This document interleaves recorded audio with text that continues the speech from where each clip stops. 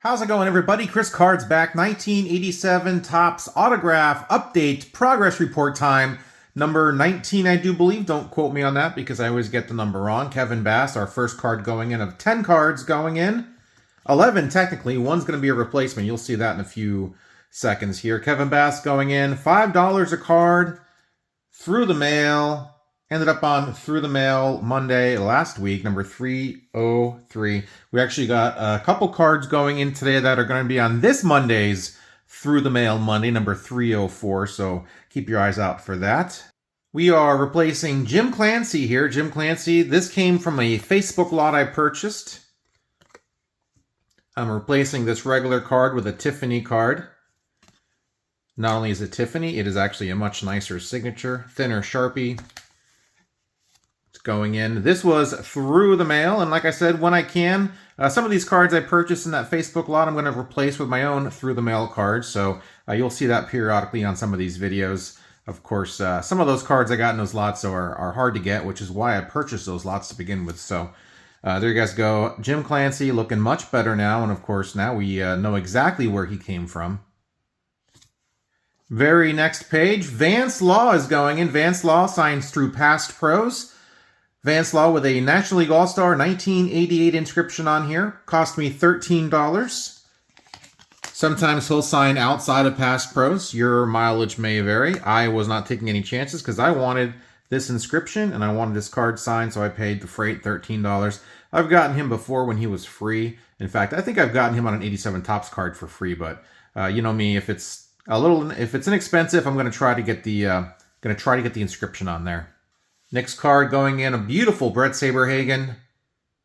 Bret Saberhagen signed with Cy 85 and 89 inscription on here. $10 a card through his foundation. I usually only send him 2 cards at a time because I want both cards inscribed. I don't want to send 4 cards for $40 and then ask for 4 inscriptions. I don't want to push my luck as far as the inscriptions are concerned. So he doesn't charge for the inscriptions technically, so I want to keep it that way. I don't want to kind of abuse it and have him sit there and inscribe all my cards and spend 3 minutes signing them all. So I'm very happy to get that done. That is sort of my philosophy when it comes to guys like this who sign for a fee and don't technically charge for an inscription. I try to keep it to 2 cards a request and then mail him multiple times over the period of a year or so. Kirk McCaskill here, right next to Mr. Roger Craig, right underneath Charles Hudson. Kirk signs also through Past Pros. He cost me $18. Now, I do include the Past Pros fees with that. I needed him on an 89 Upper Deck and an 87 Topps total. It came out to $36, so I split that in half, $18 a pop for Kirk McCaskill. Our one and only private signing, Mr. Ernie Riles here. Ernie Riles cost me a cool $12. And I got this in a private signing so long ago that I actually included it on a Through the Mail Monday when I used to put my private signing returns on Through the Mail Monday. Now they've got their own special video. I've got 15 private signing videos where I open up 4 or 5 private signings in each video, kind of show off who I got. So when I put them in on my set videos that I do every Friday, I will actually link, if you see private 14, private 10, that's what it means. If you search that on my channel, you'll find the corresponding private signing video. So just to explain myself, I don't want to explain myself too much, but I feel like I've already been talking too much in this update. So let's just get going. Rafael Belliard signed Spring Training 2020. Got, I think, four or so cards signed by Rafael Belliard with a nice signature across the entire card. Nice return from him. Greg Gagne with a 87-91 World Series champion inscription on here. Greg was a Through the Mail autograph. There he goes, right there in the corner. Looks good. Only guy on this page, but I got a few out, so that's pretty good. Dave Kingman. Dave Kingman with a 442 home run inscription on here. Dave Kingman.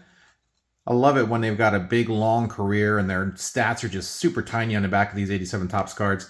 Dave Kingman, $5 a card. There we go. Looks good. Just a couple more to go after Dave here. Dave Lapointe. Dave Lapointe, a Through the Mail signer. A good Through the Mail signer. Look at this page is filling up nicely. Got a bingo right there with a Garth, Dan, and Rick. Now we got a Dave down here. A few more cards out. All right, guys, last card going in. Bill Allman, that's card number 1 on the traded set. Bill Allman, very nice signature there from Bill.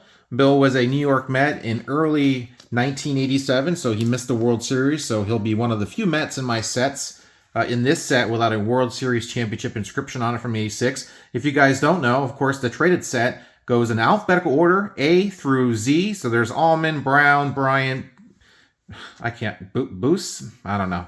Burks, Calderon, Calhoun. So that's the way the checklist is lined up here. And as you see here, I got Bill Allman assigned a checklist as well. He's card number 1. Card number 64 on here is Tim Leary, who I do believe I might be able to get. And then back to here, Jim Lindemann and Matt Young, both pretty good signers, I do believe. So that's kind of the philosophy about that. I know a lot of you guys collect the 1987 Topps set and get autographed as much as you can. And it's a pretty popular set to do that with. Fairly inexpensive, of course. Lots of cards, lots of guys to get signed as well.